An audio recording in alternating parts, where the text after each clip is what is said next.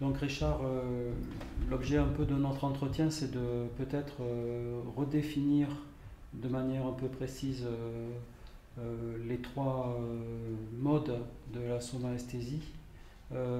Tu as distingué tout à l'heure l'aspect représentationnel, l'aspect expérientiel et l'aspect performatif. En soulignant donc peut-être à la fois que chacun est recherché pour lui-même, mais en même temps la complémentarité. Euh, Ma question c'est, le centre de ta thèse, c'est plutôt de valoriser la soma esthétique expérientielle. Est-ce que tu la trouves plus fondamentale? Est-ce que c'est ça que tu veux défendre? Ou est-ce que tu penses que, tout compte fait, il faut un équilibre dans l'existence entre représentation expérientielle et performative? Oui, c'est une bonne question. Pour la situation idéale, je ne peux pas te dire, mais je sais la raison pour laquelle j'ai mis plus de poids sur la somme esthétique expérientielle, parce que c'est le côté qui est en ombre dans notre société. Nous avons tellement de publicité sur le corps attirant, le corps musculaire, le corps séducteur. On ne parle pas des expériences de beauté, des expériences attirantes, des perceptions de profondeur, des sentiments corporels fins et intéressants et exhilárants. Mais ces choses existent, ces choses peuvent nous donner beaucoup plus de bonheur parce qu'en fait, nous vivons dans notre expérience et pas uniquement l'expérience que nous imaginons de l'autre quand il nous regarde. Donc, c'était plutôt pour équilibrer les choses que j'ai mis plus de poids sur la somme esthétique expérientielle, toujours en mettant aussi le point sur la réciprocité de représentation et expérience. Parce que qu'est-ce que ça veut dire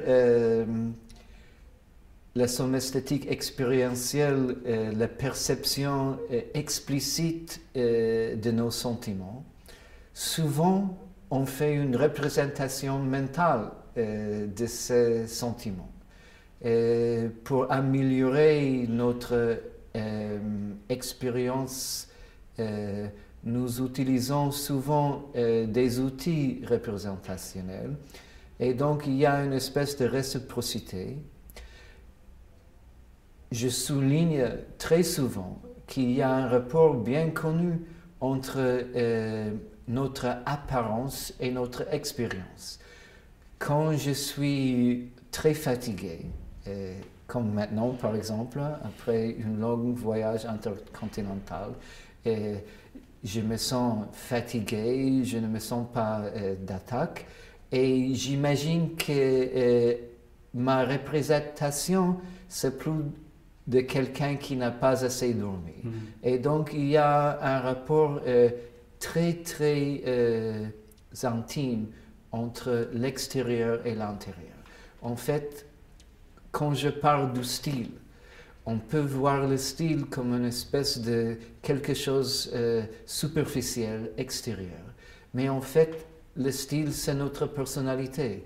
C'est une chose que les philosophes asiatiques ont bien compris, que si on est sensible à l'autre, l'autre ne peut pas vous décevoir, vous mentir, parce que vous allez voir, selon son comportement, s'il est vraiment heureux de vous voir ou il fait semblant. Maintenant, les neurologues peuvent discerner la différence entre une vraie sourire et une grimace, une sourire coercée artificielle. Donc, je vois le rapport, je vois un déséquilibre dans notre société qui met seulement le poids sur l'extérieur, l'apparence. Donc, je prends le contrepartie pour équilibrer. C'est ce qu'Aristote toujours a dit quand il prenait la voie dorée, que même si on prend le moyen, la voie moyenne, et c'est la cible, parfois il faut exagérer à l'un côté ou à l'autre pour arriver au bon moyen. Et donc, j'ai pris le côté expérientiel pour nous amener vers la voie moyenne, mais quand je pense à une utopie, ça serait une utopie où on peut travailler les deux parties. Et aussi le troisième aspect de performance, qui c'est difficile pour moi de le réduire tout à fait aux représentations, aux expériences. Par exemple, un exemple de la somesthétique performative, c'est la santé. Donc, santé, ce n'est pas seulement d'avoir une apparence saine, d'avoir l'allure d'être en bonne santé, mais ce n'est pas non plus simplement d'avoir des sentiments de bonne santé, c'est être dans un état de bonne santé. On peut peut-être avoir des sentiments de bonne santé et d'avoir des sentiments qui ne répondent pas aux réalités parce que on se sent bien, mais on n'a pas les capacités pour faire des gros efforts. Et avoir une bonne santé dans le sens performatif, ce n'est pas simplement d'avoir des bonnes sensations, mais c'est de pouvoir subir des stress physiques sans perdre la santé et sans perdre des bons sentiments de corps. Donc, je voudrais garder aussi vis-à-vis de l'athlétisme, être un grand joueur de tennis, ce n'est pas d'avoir un jeu très joli, et ce n'est pas avoir des bons sentiments quand on joue de tennis. C'est aussi avoir des bons résultats. Donc, je ne veux pas réduire la somesthétique performative aux représentations et aux expériences. Il y a cette troisième dimension, même si on peut assimiler beaucoup des éléments du performatif dans les directions d'expérience ou de représentation. C'est-à-dire, quand on gagne un match de tennis par une performance supérieure, on donne des représentations spécifiques, d'avoir le ballon dans le lieu approprié.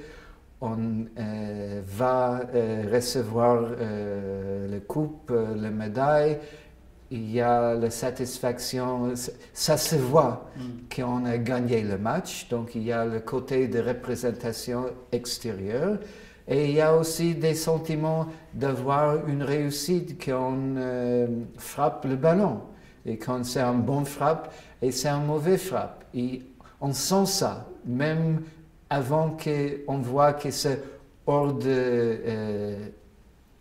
champ ou c'est dedans. Donc, il y a des éléments représentationnels, expérientiels, mais la performance est un petit peu au-delà de ça. Donc, comme ça, je reconnais qu'il y a cette troisième dimension.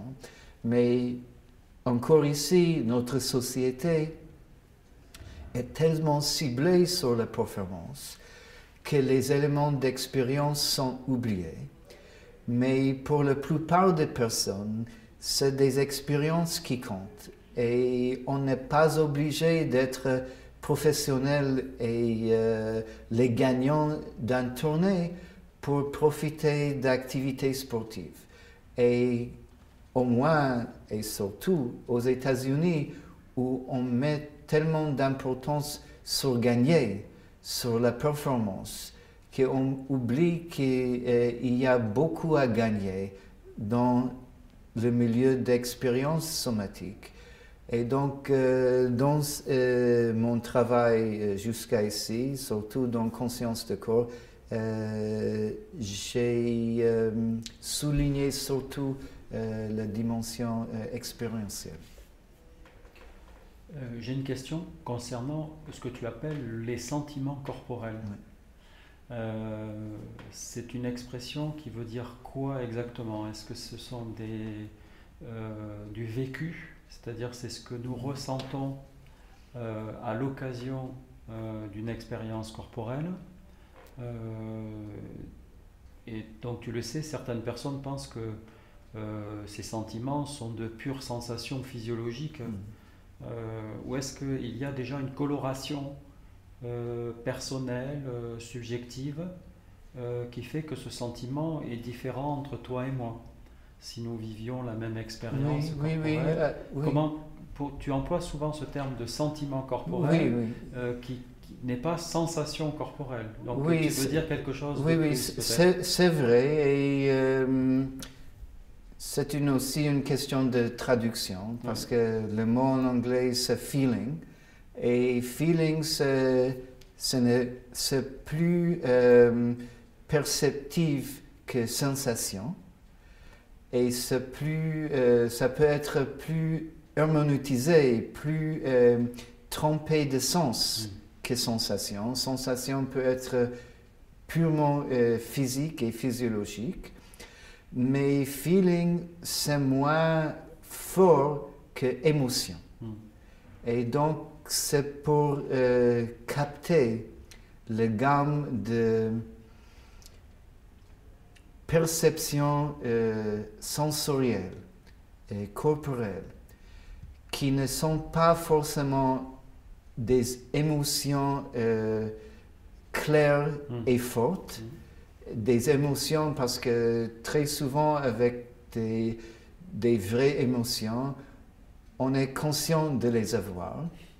Et il y a un nombre limité de catégories d'émotions. Et il y a aussi des sentiments ça peut être une émotion, mais ça peut être beaucoup plus vague, beaucoup plus léger, beaucoup plus indiscernable et plus évasif qu'une émotion. Et donc, pour moi, quand même, pour revenir à la question, un sentiment, ce n'est pas purement physiologique, ça est structuré, pas forcément par des concepts explicites, mais par une expérience de vie où il y a déjà des médiations sociales, discursives, de cognition. Donc, même si ces sentiments corporels sont éprouvés d'une manière immédiate, c'est ce que je pourrais étiqueter une immédiateté médiée. Oui. C'est-à-dire... c'est pas irréfléchi. C'est irréfléchi, mais c'est spontané, mais cette spontanéité, c'est sur la base d'une médiation. Et je te donne un exemple linguistique, parce que la logique, ça revient au même pour le langage. Après, je te donne un exemple pas linguistique. J'ai maintenant une compréhension spontanée, immédiate des phrases simples en français. Il y avait un temps où je n'avais pas cette compréhension immédiate. Il y avait un temps où je ne pouvais pas comprendre d'une manière spontanée, mais je pouvais décrypter, interpréter une phrase en français. Maintenant, j'ai un entendement, une compréhension immédiate, mais c'est médié par un entraînement. Et c'est la même chose avec des expériences non discursives. Peut-être sentir une rose. Je devais apprendre qu'est-ce que c'est l'odeur d'une rose. C'est une chose que j'ai appris à travers un entraînement. Mais maintenant, quand je le sens tout de suite et je n'ai pas besoin de dire c'est une rose. Même sans penser sur le mot rose, je reconnais cette odeur. Bien sûr, c'est médié par mon expérience, même mon apprentissage des concepts de rose. Mais en tant qu'expérience actuelle, c'est une expérience et une compréhension immédiate. Et donc, c'est l'erreur logique des gens dans l'herméneutique, ce que j'appelle l'herméneutique universelle, qui pensent que même si tout entendement est médié par des expériences passées, ça ne dit pas que l'expérience actuelle ou l'entendement actuel n'est pas immédiat de l'autre sens. De l'autre sens que c'est pas par un acte d'inférence. On ne déduit pas que c'est une rose. On le sent directement. Bien sûr. Quand je comprends une phrase simple en français, je n'analyse pas les mots. Je ne fais pas une opération logique d'inférence. Je comprends tout de suite d'une manière spontanée, même si ma compréhension est basée sur des expériences antérieures. Et donc, les sentiments, ils ont une dimension de perception qui est plus structurée par la vie humaine, dans une société, dans une expérience, parce que toute notre expérience humaine est civilisée et sociale, même dans le ventre de la mère. On éprouve des choses. C'est comme ça l'enfant comprend et reconnaît la voix de sa mère, la voix de son père aussi.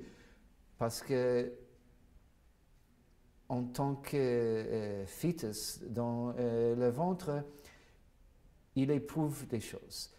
Ce n'est pas des choses qui ne sont pas apprises, ils sont appris avant la naissance. Donc il y a l'expérience avant la naissance, ça veut dire que ma position philosophique, ce n'est pas un nativisme déterministe par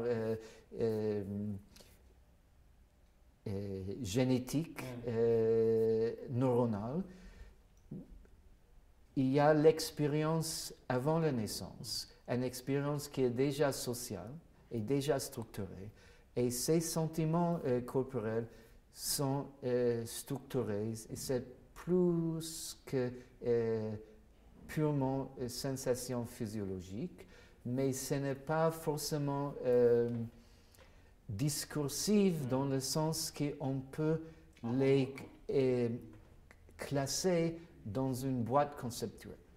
Alors justement, j'ai une dernière question sur la question de l'attention somatique. Oui. Hein, c'est-à-dire qu'une fois qu'on a des sentiments corporels, Oui, oui. l'attention somatique Oui. va se porter sur ces sentiments corporels qui, on l'a bien compris, sont produits par l'incorporation, l'interaction, le ressenti, etc. Alors, cette attention somatique, est-ce qu'elle est... comment tu te situes par rapport à la méthode phénoménologique? C'est-à-dire, est-ce que c'est une attention qui vient, mon esprit fait attention à ce qui se passe dans mon corps? Est-ce que c'est une conception archéologique? C'est-à-dire, je descends progressivement dans des couches de la conscience jusqu'à atteindre quelque chose qui serait l'intensité véritablement de ce qui est produit par le corps. Qu'est-ce que tu attends par attention? C'est-à-dire, est-ce que c'est un contrôle de l'esprit sur le corps, ou est-ce que c'est au contraire une descente, en tout cas un chemin que parcourt une élaboration? Oui, moi je dirais une troisième possibilité. Oui. Et c'est une réorientation du soma à un autre système d'habitude. C'est-à-dire, au lieu de tableau phénoménologique où il y a un esprit et un corps, un esprit qui contrôle le corps ou qui regarde le corps, et au lieu d'avoir simplement un corps uniforme qui se descend, moi je vois le soma comme une organisation de sous-systèmes, une organisation changeante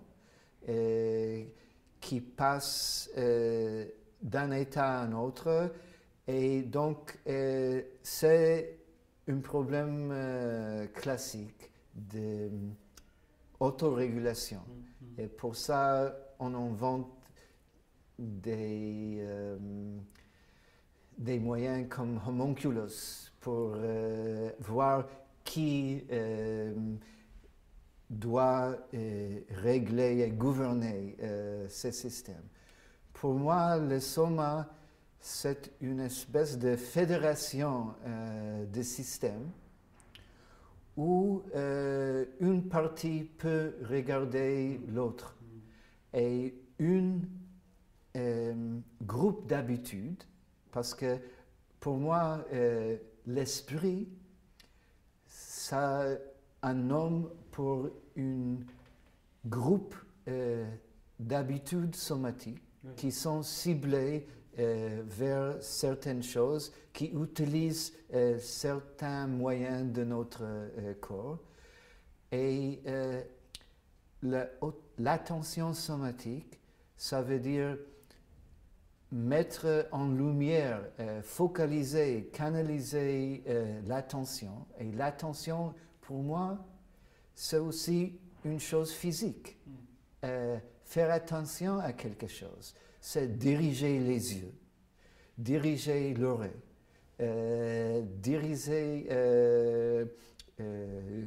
crisper les muscles,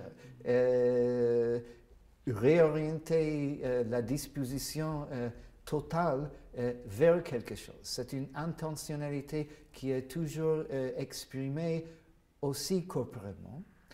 Et donc, tu parlerais d'intentionnalité corporelle? Oui, je pense toute intentionnalité est corporelle. Et cette intentionnalité corporelle de faire attention aux sentiments du corps, c'est quand le soma